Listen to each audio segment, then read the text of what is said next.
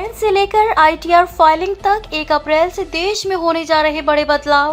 भारत में नए वित्तीय वर्ष 1 अप्रैल 2026 से इनकम टैक्स में बड़ा बदलाव होने जा रहा है। सरकार आयकर अधिनियम 1961 की जगह नया आयकर अधिनियम 2025 लागू कर रही है। नया आयकर अधिनियम पारदर्शिता और डिजिटल अनुपालन पर केंद्रित होगा। हालांकि आपके टैक्स स्लैब और दरों में कोई बदलाव नहीं होगा, लेकिन रिपोर्टिंग, वेरिफिकेशन और फाइलिंग का तरीका बदल जाएगा। यह नया नियम आपकी टेक होम सैलरी और निवेश के खुलासे को सीधे प्रभावित करेगा। आइए जानते हैं 1 अप्रैल से होने वाले बदलाव का आप पर क्या असर होने वाला है। फॉर्म 16 की जगह फॉर्म 130 1 अप्रैल से नया इनकम टैक्स नियम लागू होने जा रहा है। इसमें आपके इनकम टैक्स का स्लैब नहीं बदलेगा। नए नियम के तहत आईटीआर फॉर्म्स को रीडिज़ाइन किया जाएगा। फॉर्म 16 को फॉर्म 130 से बदल जाएगा और आईटीआर फाइलिंग पहले से ज़्यादा ऑटोमेटेड कर दी जाएगी।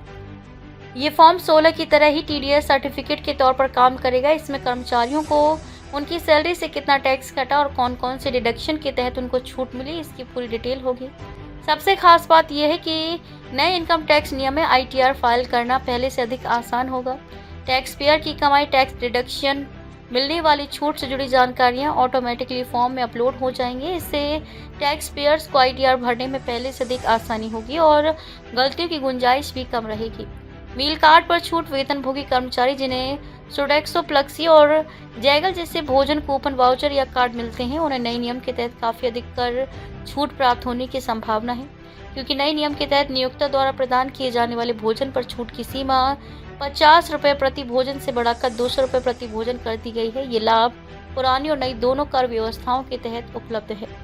एचआरए छूट का दायरा, नए नियमों में मकान किराया भत्ता, एचआरए के दावों के ढांचे को बरकरार रखा गया है और उसका विस्तार भी किया गया है। उच्चतर एचआरए छूट श्रेणी पहले केवल मुंबई, कोलकाता, दिल्ली और चेन्नई पर लागू थी।